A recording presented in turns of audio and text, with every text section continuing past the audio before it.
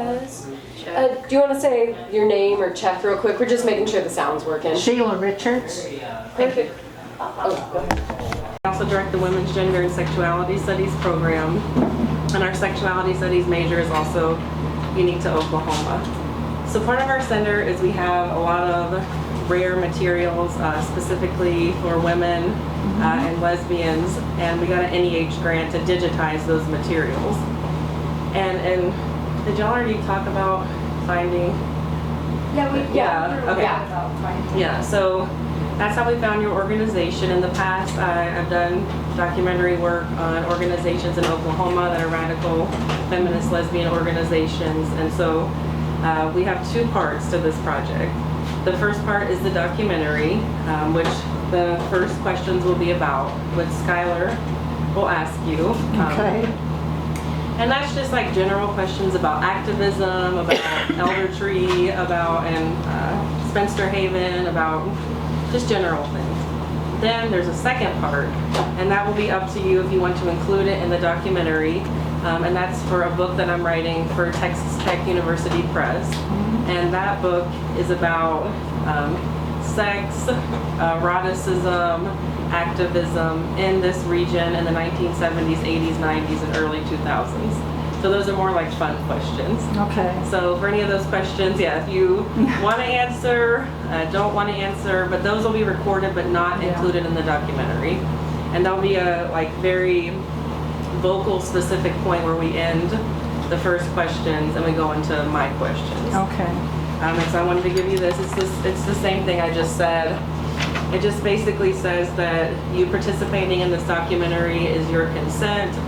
And if there's anything also that you say and then after you're like, oh no, I don't want to include that, you are welcome to tell us and we'll make sure that it's not included. Okay. Yeah. Do you have any questions for me? No. Okay. Not yet. Very good. All right, so I'll be over here and then I will interview after Skylar. Does everyone want to introduce themselves who has not? We'll start off easy. What is your name? Sheila Richards. How old are you? 82, pushing 83. Oh, congratulations. That's getting up there. Yeah. How do you identify? And this can be anywhere between, this can be your sexuality or just anything you feel like you need to express. A radical lesbian. Awesome. Have you been a radical lesbian for the whole time that you've been in Spencer Haven? Oh yeah, before that. Yeah? Yeah. Long time? Long time. Well, kind of going into that, what is your experiences with activist organizations? Oh. Well, I'd have to go back some years to when I lived in Massachusetts, and I lived in Western Massachusetts. There were not active lesbian groups. They were very difficult to connect with.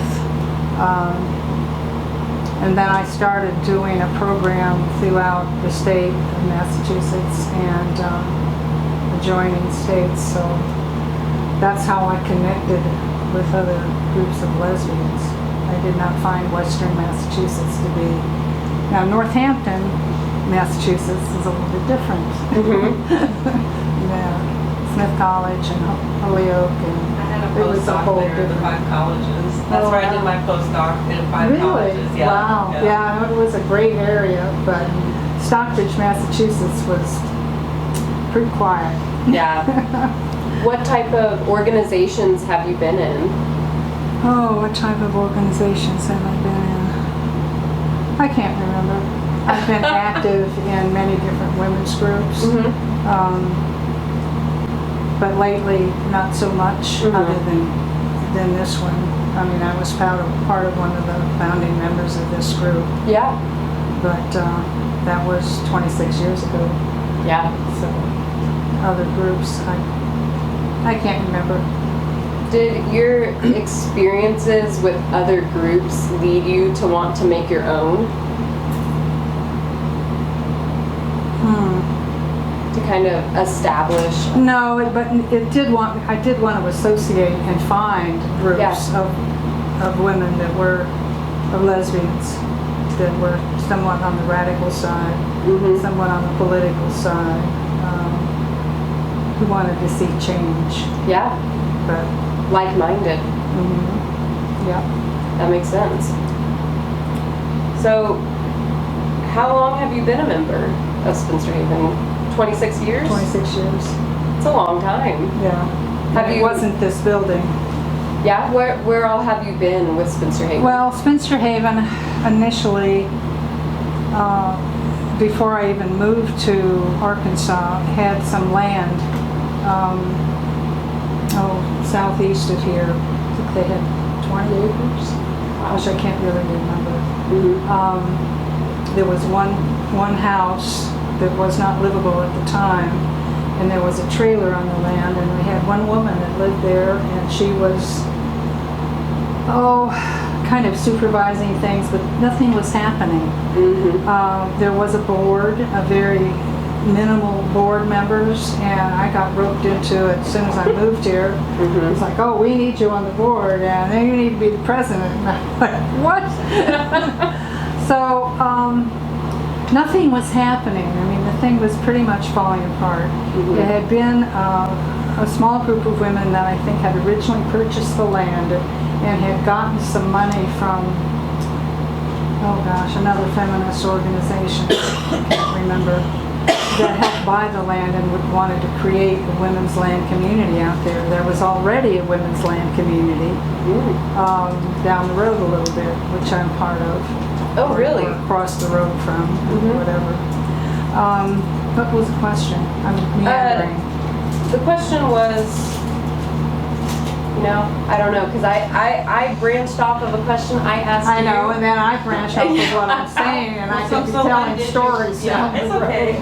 So when did you come to Arkansas? 96. And that's when they asked you to be on the board. Pardon? That's when Yes. they asked you to be on the board. Oh, yeah. And that's about when they got the land. Yeah. Just a little bit before Yeah. then. Yeah. They had the land. Yeah. So how did you get involved with Spinster Haven? Well, I live out in the country anyway, Mhm. right next to a women's land community. And I bought land on the other side of the creek, but I'm still part of that community, and Spinster Haven was down the road. And at that point, gosh, I'm trying to remember, we had one person that lived in one of the houses in the trailer for a while. And we were trying to get it going, but we just couldn't. It was too far out in the boonies. Yeah. People were not interested. And then we came to a point where a group came together and wanted to sell it and create something here. Do you feel like it's been more successful here than when it was out in the boonies? I think it's more successful as a social group. I cannot call this group a political group. Yeah. Or even necessarily a feminist group. I think there are some women here that belong to Spinster Haven and come to some of the events that I would consider strong feminists. But there's certainly a whole lot that aren't. Yeah. So it's changed a lot from my more radical days. Yeah. Do you feel like you've changed a lot? Or do you think you're still just as radical? I'm not well. I have serious health conditions. Yeah. I'm pushing 83. So yeah, I've changed a lot. I stay home more. I don't get as politically active at all as I was. I rarely come to events here at Elder Tree. Yeah, I mean, part of that is aging. Yeah, that makes sense. Thank you Yeah. for coming out to do this. We really appreciate being able to hear. Yeah, from this you. is my nap time in the afternoon. But I'm here. Well, we'll try and be quick. That's okay. So you can hit your other nap Not to worry. time. So what was the motivation behind creating / joining Spinster Haven and any other women-only spaces that you've been? Say again, what was the motivation? Behind creating / joining Spinster Haven and any other women-only spaces that you've been a part of or currently are? Oh, I'm just trying to think. way back in the day, I mean, it was just, I came from the Midwest originally, and it took lesbianism and feminism to get to where I lived in Ohio. It took a long time. There was a lot going on in both coasts that eventually had made its way to a little town in Ohio. Yeah. And then it just caught on fire around the same time the Michigan Women's Music Festival started. That was the candle. That was the for so many of us to go there. I made it to the second one. Oh wow. And then I only missed 4 out of 40. So Wow. and I didn't. That's amazing. I was always a worker. I was always part of the festival, not a festy goer. I was part of creating it. That's just, that was my commitment to it. That's really cool to hear, because actually in some of the periodicals that we're digitizing, some of them are just about like women's music festivals, and the Michigan's Women's Music Festival is in a lot of them. Oh yeah. So yeah, it'll be really cool to like hear what you say and then read about it too. Oh sure. Yeah. All those years. Was it a women-only space, or was there mostly women working? Women-only space. The ones that created the festival and wanted to be part of making it happen would be there almost a month before the festival started. Oh wow. On the land to do everything from set up the electrical stuff, set up the stage. I'll never forget 300 women picking up the stage and walking it forward and putting it on. That's amazing. It was just, we all just came together and gathered and picked that sucker up. It was amazing. There were a lot of amazing moments like that at the festival. Yeah, I bet. So that's what encouraged you to join other only women spaces? I think what I did, first of all, I was married, and I had children, and feminism came along, but it took a while to get to the middle of Ohio. Yeah. And 2 of my friends, one of my dear friends, got divorced and moved in with another woman across the street from where I lived. And before you knew it, we were all going over across the street and getting together and talking. And we had consciousness raising groups even a year before that, where we started to get together. And these are women in a fairly small town in Ohio, and all kinds of stuff was happening on both coasts. And it trickled. It took a while to trickle down. But by the first festival, I was at the second festival, and that was it. That was it. You were on board. Oh, I was totally on board. Yeah. That's amazing. It was pretty interesting, and it was also very interesting as a social worker to go around and talk to different women's groups about what it meant to be a feminist and what we were standing for and what was, filling us with energy at the time. That's amazing. So, yeah. Thank you for that answer. Oh yeah, there were. Well, what does separatism mean to you? And do you consider yourself a separatist?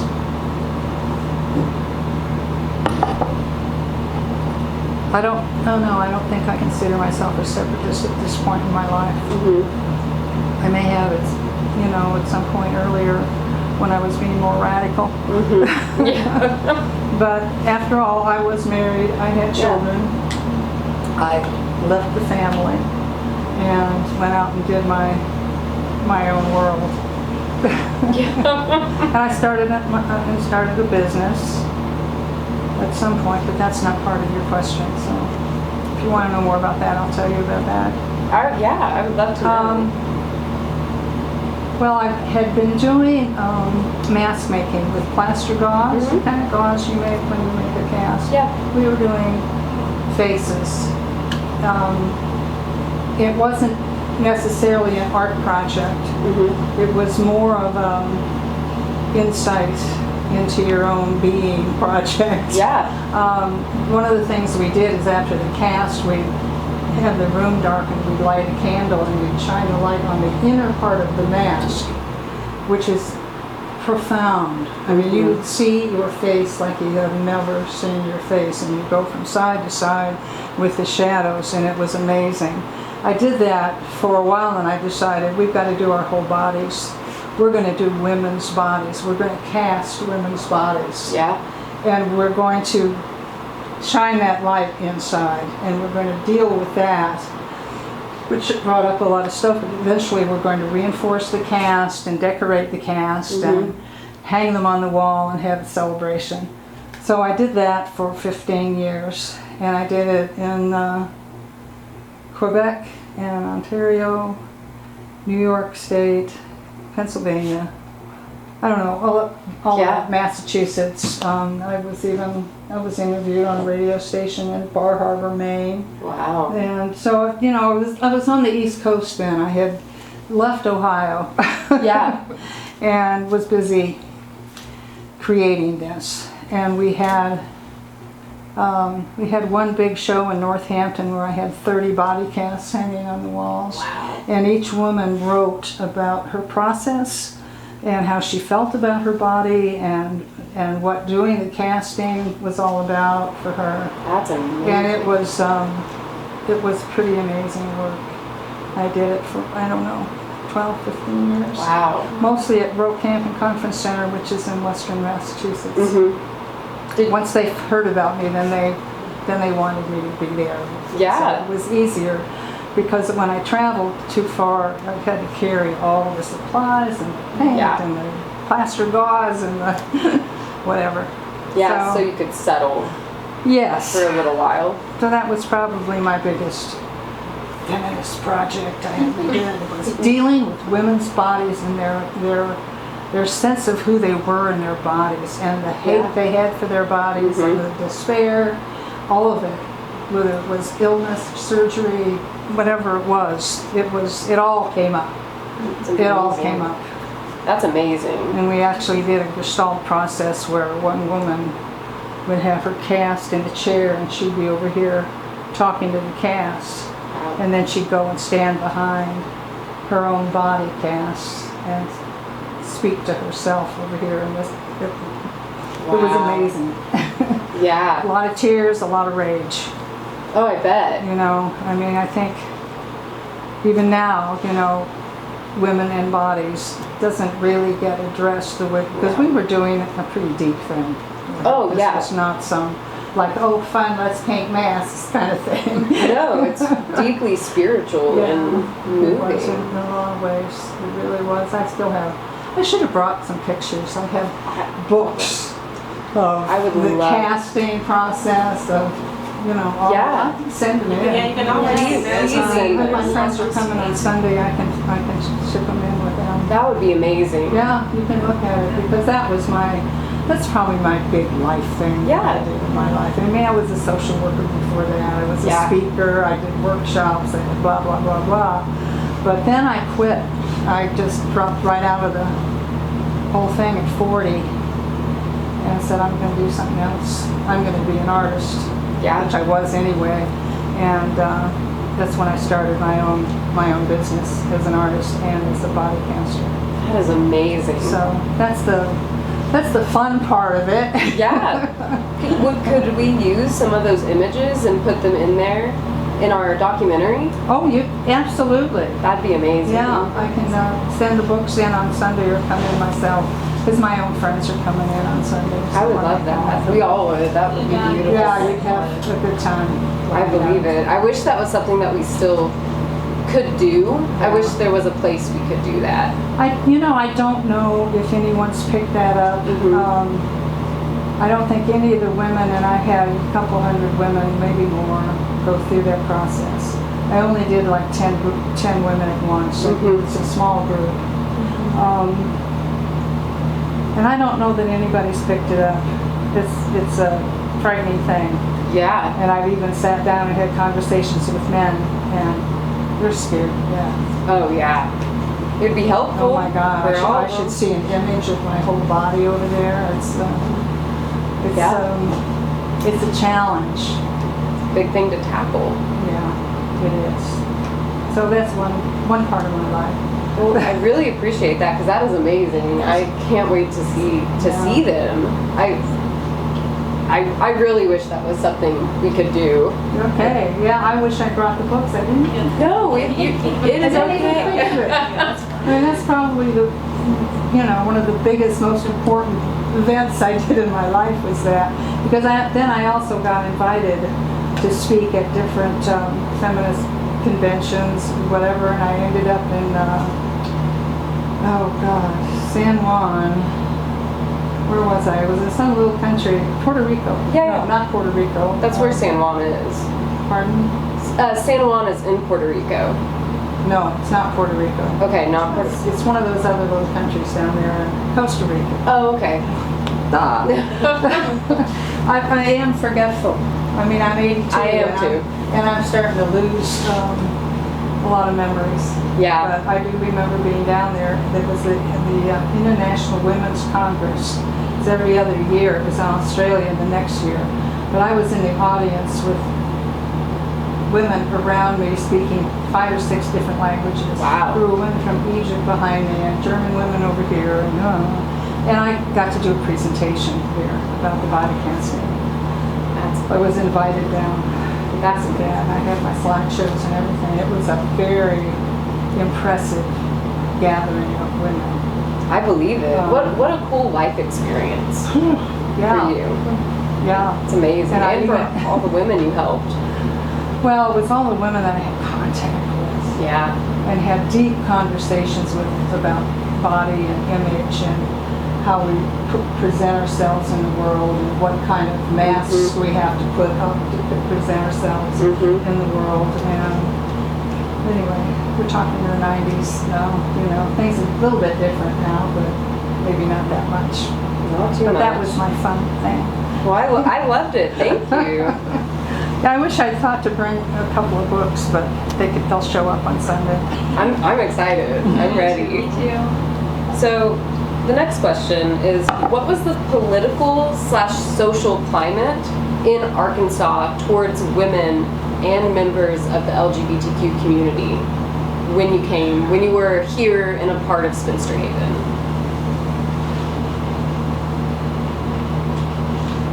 I'm just trying to remember, Yeah, what take your was going time. on. What's the first part of the question? What was the political/social climate in Arkansas towards women? It didn't seem like there was a whole lot of social climate at that point.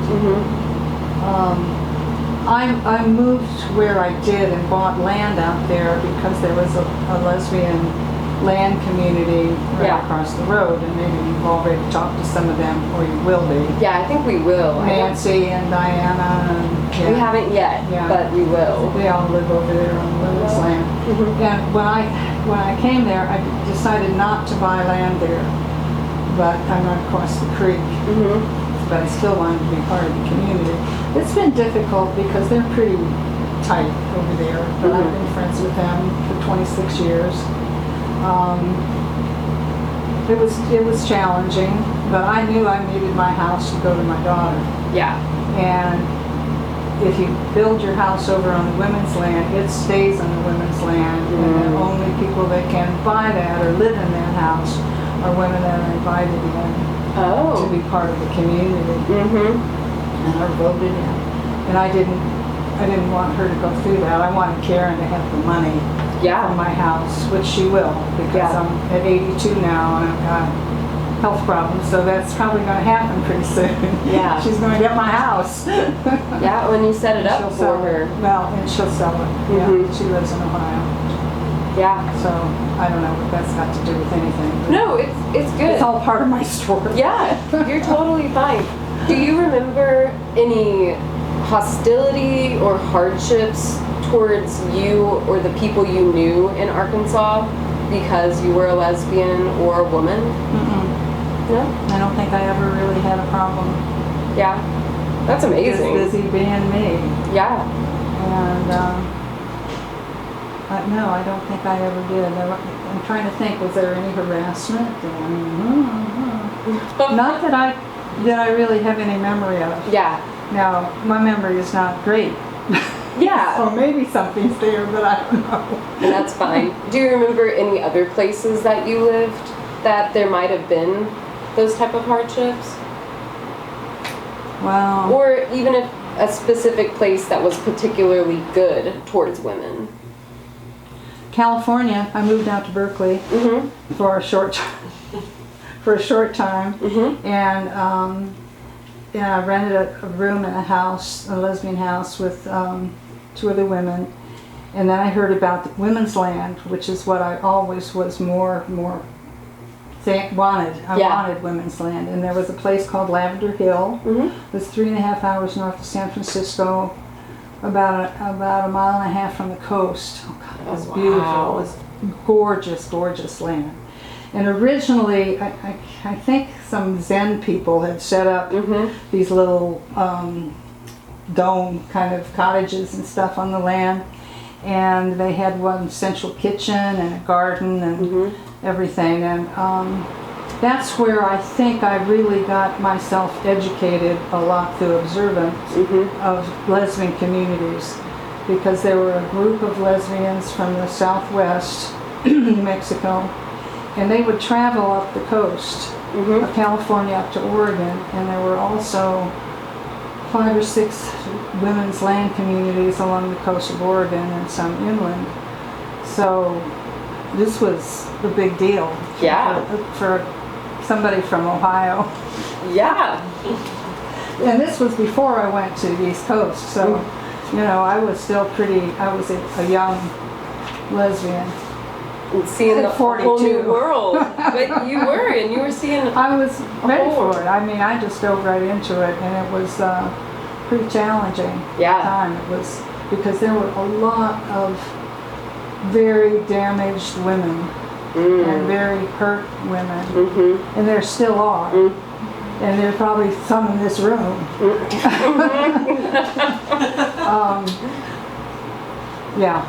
So it was often a lot of struggle to create women's land communities, and there were several, you know, on the West Coast, and not too many in the rest of the country.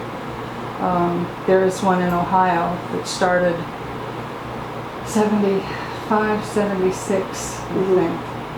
And I was very much a part of that. It's fallen apart. It just is not. I mean, the land is still there. They're trying to make it into Airbnbs now. Oh, wow. It's not really ever been a strong women's community. Yeah. What's the strongest one you've been a part of? Or the most enjoyable one?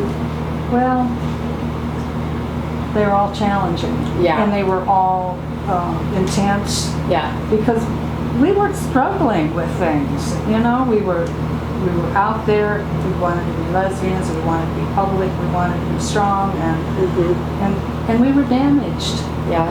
Most women, we're all damaged by patriarchal culture and our families. We've all suffered from that one way or another. Yeah. And many of us have fought it, overcome it, healed ourselves, and used our anger and our righteousness to kind of make a difference. Yeah.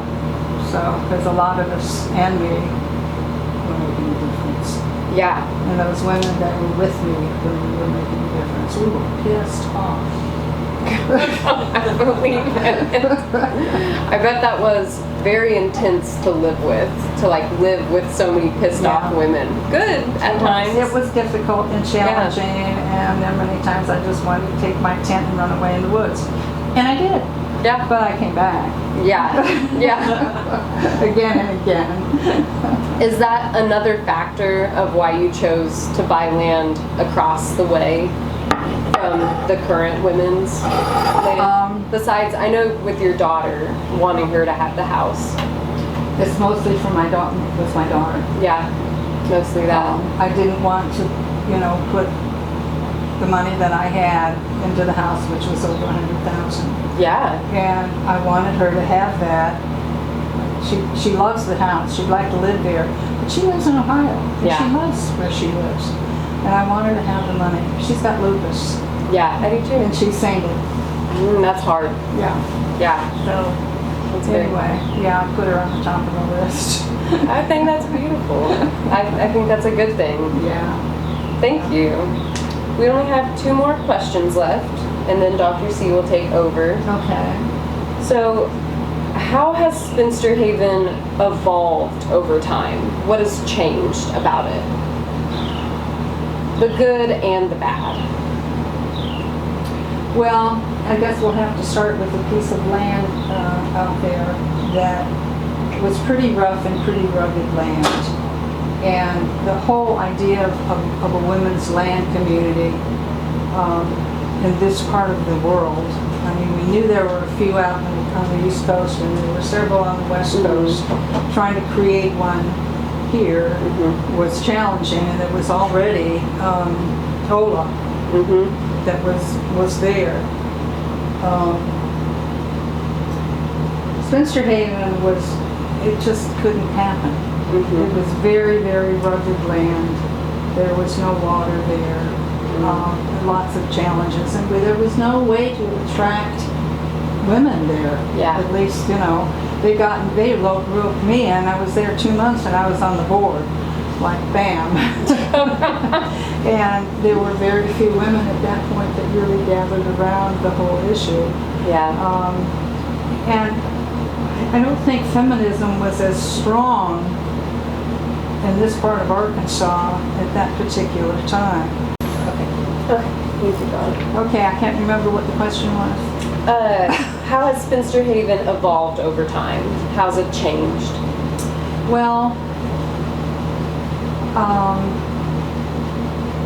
I'm remembering when the whole issue of trying to sell the land and buy something in town, and there was conflict. There was another woman who really was not part of Spinster Haven, but she owned land close to it, and she wanted to take it over. And we wanted to get the money and create what we've created here. Yeah. So there was some struggle around that. How many years have we been here now? I can't really remember. I have no idea. Maybe 8? Yeah, I think one of the interviewees said about somebody 8. knows. Yeah. I mean, I remember when it first came and what we did. And, by the way, there's a new painting on the wall in there. I saw that. Yeah, it's mine. It's beautiful. We all love it. Everybody took pictures of it. I started that in 2007, and it's been in a couple of shows, but I was never happy with it. So it's just been in the last couple of months I put it back in the studio and worked on it and changed it. That's amazing. I said, I'll just bring it here. So that's how it ended up. And you're happy with Any it art now? you want to donate to our center, or you want to have us You can to display? donate. We would love it because it is beautiful. Well, I'm going to have to see if one of my daughters wants it. I've got 2 Yeah. daughters. Oh, I don't mean that. I just mean in general No. because you seem so talented. Oh. So, yeah, our I do other center. stuff. I've been in many galleries and done a lot of Yeah. shows over the years, and in the women's circuit, and it was at Mishfest, making clay goddesses, and it's just what we did. So fun. It was, oh God, festival was just, it was a lot of work. But amazing. I bet it was. an amazing, amazing thing. I went to the first one as a festie, and the rest of the time I was working. and then I started, I think, around the 12th year is when I started doing my crafts and trying to sell my work. That's So- amazing. But I was still a worker. I Yeah. always go, and be there 3 weeks before. And Yeah. then I had a girlfriend, and she was the electrician for the festival, so I got to go over that too. That's kind of It's like, fun. whoa. I love that. That's amazing. Yeah, Well, it's been quite a life. oh, it Because sounds you're like making me it. think back on All of that. a lot of things. Yeah. Good and bad? A little bit of good and bad in there? Challenges, there's always Yeah. challenges. Fun times too. Yeah, Dr. C will ask you some questions about fun times. okay. We Is that the end have, of your list? huh? Is that the end of your list? One last question. Okay. And it is, what is the most influential experience or memory that you have had at Spinster Haven? Or in your activism in general? Wow.